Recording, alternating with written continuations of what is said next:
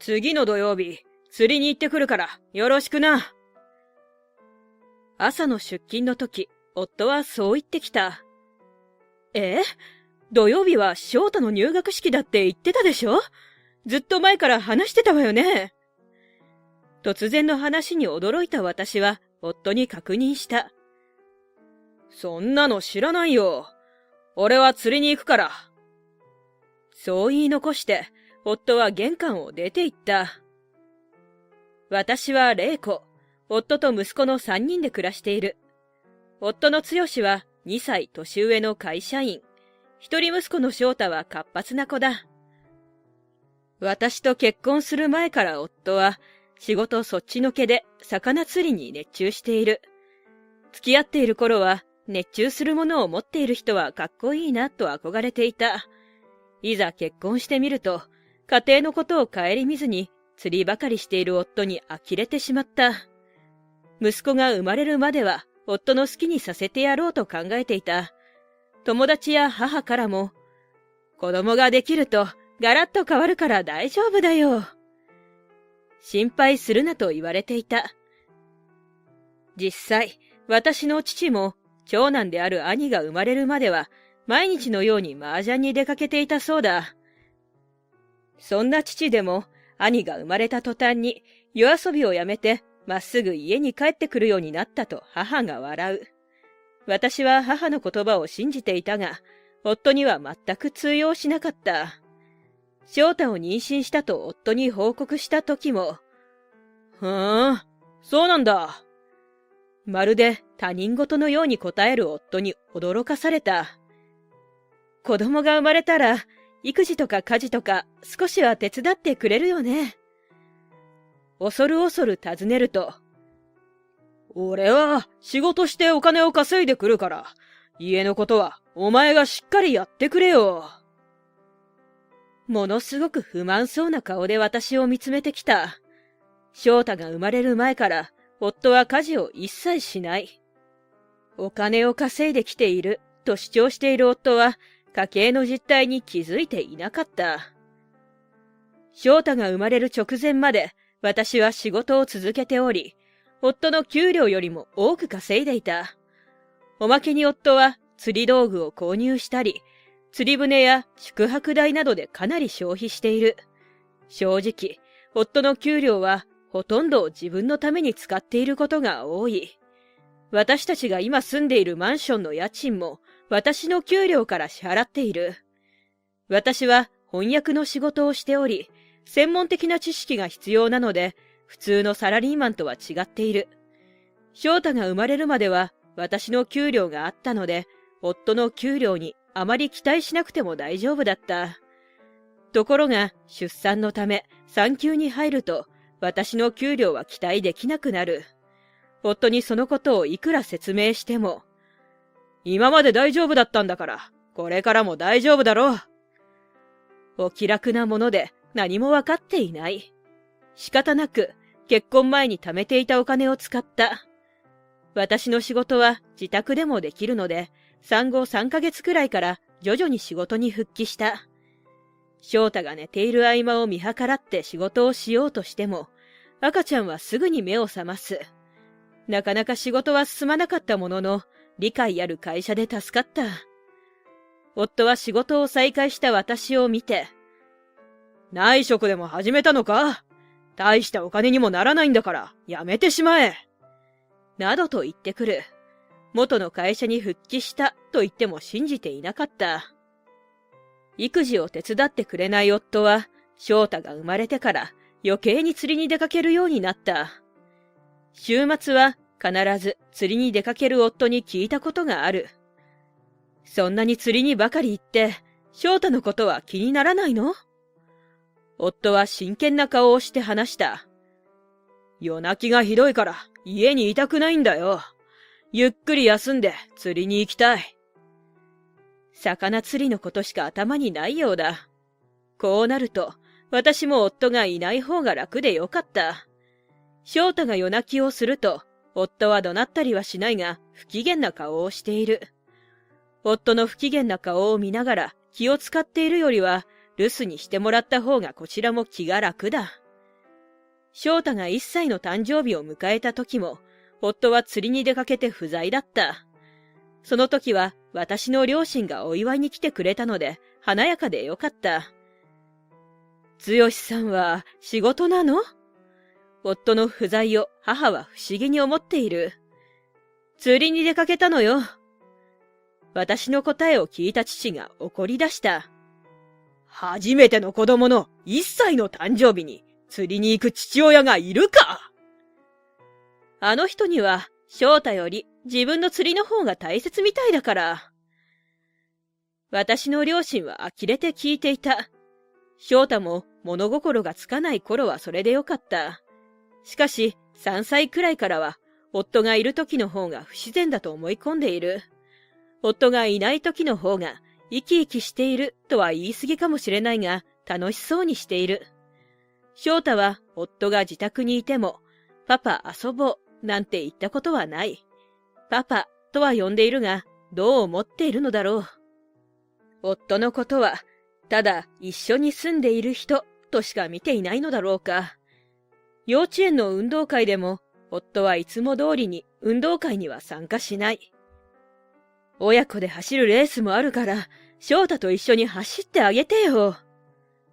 何度夫にお願いしても、2人行かなくてもいいでしょう。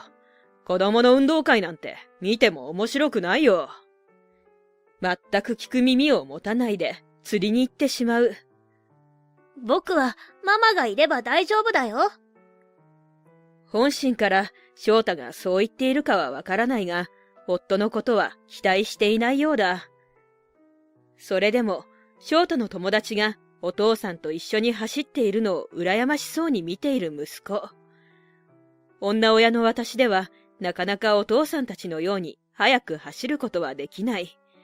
寂しそうな顔をしている翔太を見ると申し訳なくなってしまう。幼いながらも私に心配されないように強がっている翔太だった。幼稚園児にそんなに気を使わせてしまう私たちは親として失格かもしれない。翔太の成長にとって父親の存在は大切だと思うが、今の夫の状態はどうなのだろう。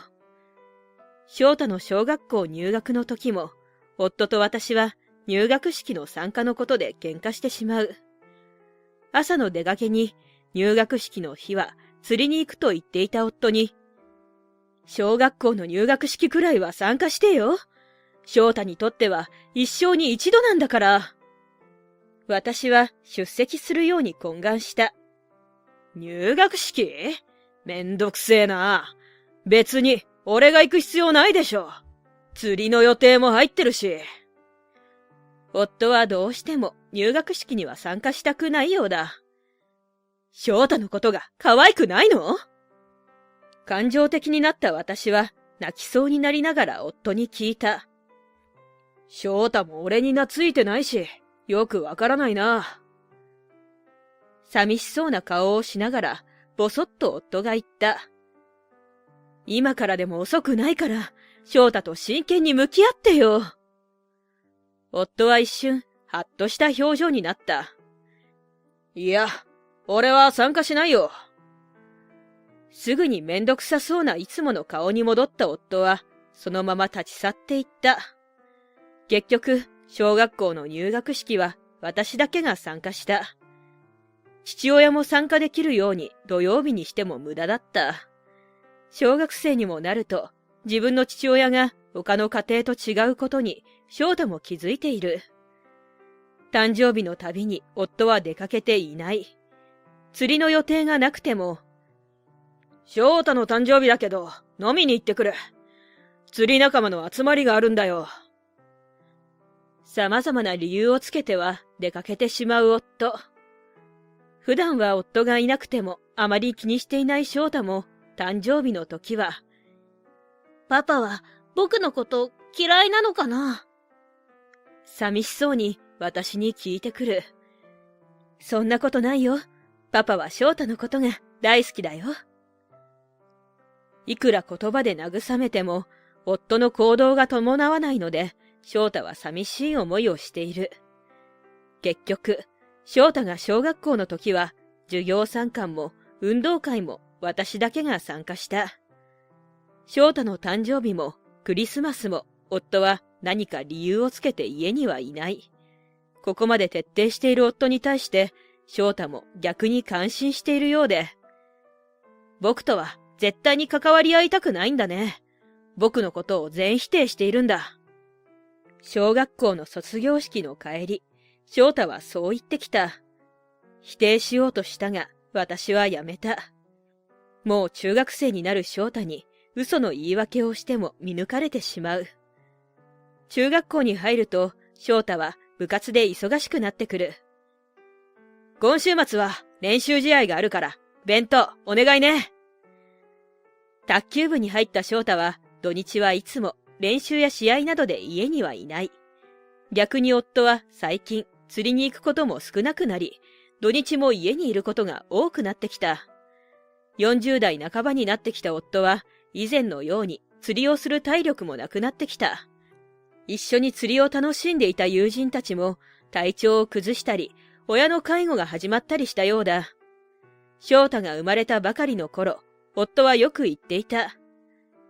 子供と一緒に釣りをするのが俺の夢だな。今になってそんなことを思い出したのか。翔太はどこに行った？翔太が家にいないことを気にしている。部活で学校に行ってますよ。私が答えると、土日くらい家にいて、俺の相手をしてほしいな。一緒に釣りに行きたかったのに。身勝手なことを言い出した。今まで散々翔太の行事を無視してきた夫が自分の夢を押し付けようとしている。部活から帰ってきた翔太に夫は言った。翔太、今度お父さんと釣りに行かないか？夫に話しかけられて驚いた翔太は、土日は部活があるから行けないよ。ぶっきらぼうに答える。部活なんて休んでいいだろう。一緒に釣りに行こうぜ。強引に誘ってくる夫に翔太は、釣りなんて行きたくないよ。いつもみたいに自分だけで行けばいいでしょ。冷たく言い残して自分の部屋に入っていく。残された夫は罰が悪そうに苦笑いをしていた。なんだよ、せっかく誘ってやったのに。翔太が中学校に入ってから、夫と翔太の距離はどんどん離れていった。私と夫の距離はだいぶ前から離れていたが、最近は修復不能なほどになっている。釣りに出かける回数は減ったものの、道具に使うお金は増えてきている。以前から私の給料で家計を支えていることを夫に訴えているのに関心がないようだ。自分の給料は全部自分で使ってもいいと思っているようで困ってしまう。私も出産で休職する以前と同じくらいは稼いでいるし、すぐには問題なかった。しかし、これからは翔太の教育費も大きくなってくると思うと不安になる。このまま夫と生活していていいのだろうかと真剣に考えてしまう。翔太も夫がいなくても問題なさそうだし、私が決心すれば全て解決しそうだ。しかし、人はなかなか新しい一歩を踏み出すには勇気がいる。意外な形でその一歩を踏み出すきっかけが訪れた。翔太が中学校3年生の時だった。私が家に帰ると、夫が小型ボートのカタログをニヤニヤしながら見ている。少し前から2、3人乗りのボートが欲しいと夫は言っていた。そんなお金、どこにあるのよ。翔太の高校受験ももうすぐなのに。いつもそう言って私は無視をしていた。このボート、格安だったから決めてきたから。これがあれば、いつでも釣りに行ける。夫の言葉を聞き間違ったかと思い、私はもう一度聞き直した。今、なんて言ったの？夫はカタログを持ちながら嬉しそうに話してきた。このボートがあれば、翔太とも釣りに行けるんだよ。いいだろう。あなた、今、ボートを買ったって言ったの？さらに聞き返してしまう。そうだよ。今だと安く買えるんだよ。これを逃したら、次はいつ買えるかわからない。慌ててカタログを見ると、普通自動車の1台分くらいの価格が書いてある。もう契約してしまったの？夫の愚かさに呆れてしまった。大丈夫だよ。俺の働いたお金で払っていくから。それは当たり前のことで、夫の借金までなぜ私が払わなければならないのだ。家事も育児もせず、おまけに余計な買い物をする夫に嫌気がさしてしまった。もう、あなたとは一緒に暮らしていけないわ。価値観が違いすぎる。私がため息混じりに言うと、夫は怒り出す。何言ってんだよ。俺は翔太やお前のために買ったんだよ。呆れ果てた私は言い返してやった。私も翔太もボートを欲しいと思ったことはありません。この言葉に夫は何も言えなくなってしまう。受験勉強で大変な時に私とあなたが揉めるのは避けたかったけど、もう我慢できない。夫もカッとなったようで怒鳴り出した。我慢できないなら、ここから出て行け！勢いでそう言ったのだろうが、言い終わった後はおどおどしている夫。ここの家賃の支払いを私がしていることは分かっているはずだ。そうします。出て行きますので、あとは全部自分で支払いをしてくださいね。私の言い方が気に入らなかったのか、再び夫は怒鳴ってくる。お前に言われなくてもそうするよ。いちいちうるさいやつだな。私たちの言い争う声に翔太も部屋から出てきた。お母さん、こんな人を置いて出て行こうよ。翔太にこんな人呼ばわりされた夫が怒り出す。父親に向かってこんな人とは何だ！翔太の前に進み出て行った夫だったが、すでに翔太の方がかなり背が高い。夫を見下ろしながら翔太ははっきり言った。俺は一度もあんたのことを父親と思ったことはないからね。翔太を見上げている夫は何も言い返せずに歯ぎしりをしている。学校行事も一度も来たことがないし、誕生日だっていつもあんたはいなかった。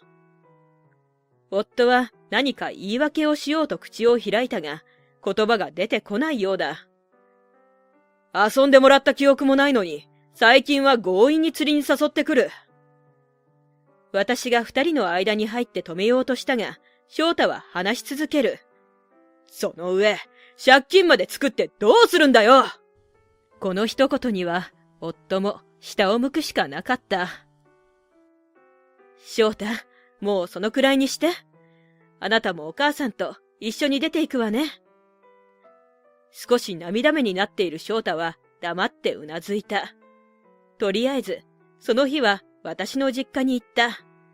私の実家では、兄夫婦が両親と同居しているので、いつまでも居候はできない。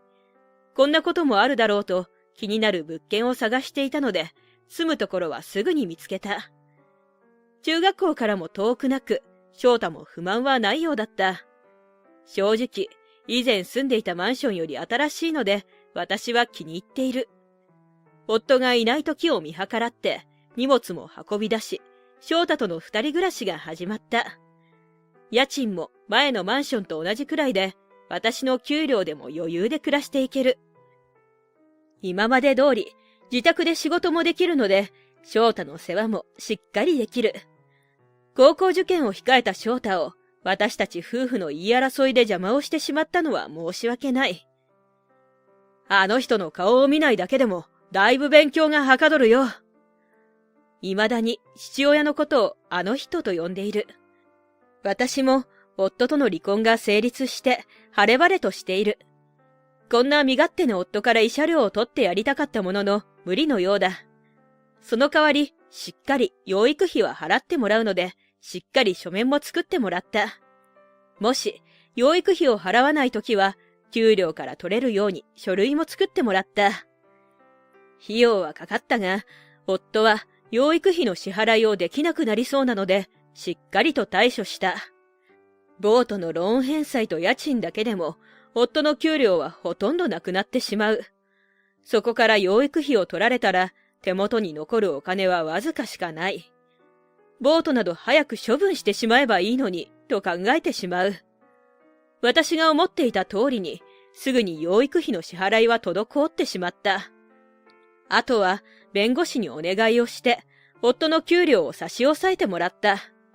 弁護士によると、夫はボートのローン以外にも借金があったようで、破産申請をしたらしい。養育費としてもらっているお金は大した金額ではないが、父親としての責任がある。元夫は家賃も払えなくなって、あのマンションからも追い出されたようだ。もちろん、ボートも売り払ったが、それでも多額の借金が残っている。自分の身の丈に合った生活をしていればいいのに、私の給料を当てにしていたのかもしれない。結局、元夫は自己破産してしまい、会社も辞めてしまった。すべてを失って、どこに行ったかもわからなくなってしまった元夫。養育費の支払いもなくなってしまい、父親としての責任も果たすことができなくなった。もともと、父親としての責任なんて持っていなかった人なので、諦めるしかない。両親の離婚劇で、翔太には迷惑をかけてしまった。しかし、翔太は第一志望の高校に合格した。俺も母さんのように外国語を勉強して通訳とか翻訳の仕事がしたいよ。嬉しいことを翔太が言ってくれる。それじゃあ、これからはもっと勉強しなければならないわね。私が半分冗談で言うと、翔太も、大丈夫だよ。釣りに行こうと誘って邪魔をしてくる人もいなくなったから。笑いながら話してきた。元夫と離婚して二人暮らしになってから、翔太は見違えるほど明るくなった。元夫がいたことで、やはりいつの間にか翔太は気を使っていたのかもしれない。のびのび暮らす翔太を見て、離婚してよかったと改めて思った。